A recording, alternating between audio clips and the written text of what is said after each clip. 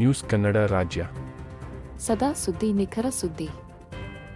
ನಮಸ್ಕಾರ ಪ್ರಿಯ ವೀಕ್ಷಕರೇ, ಈ ದಿನದ ಪ್ರಮುಖ ಸುದ್ದಿ.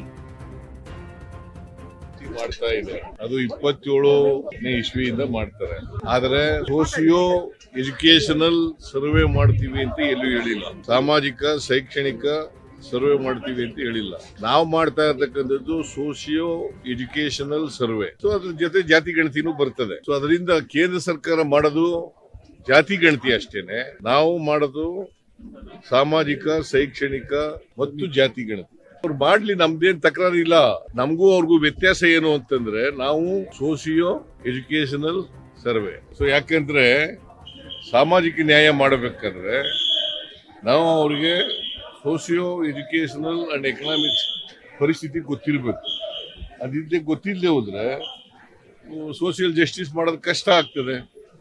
ಅದಕ್ಕೋಸ್ಕರವೇ ಈ ಸರ್ವೆನ ನಾವು ಮಾಡ್ತಾ ಇದ್ದೀವಿ. ಪ್ರಬಲ ದುರ್ಬಲ ಅಂತಲ್ಲ, ದುರ್ಬಲರು ಆಕ್ಷೇಪಣೆ ವ್ಯಕ್ತ ಮಾಡಿದ್ದಾರೆ, ಪ್ರಬಲರು ಆಕ್ಷೇಪಣೆ ವ್ಯಕ್ತ ಮಾಡಿದ್ದಾರೆ.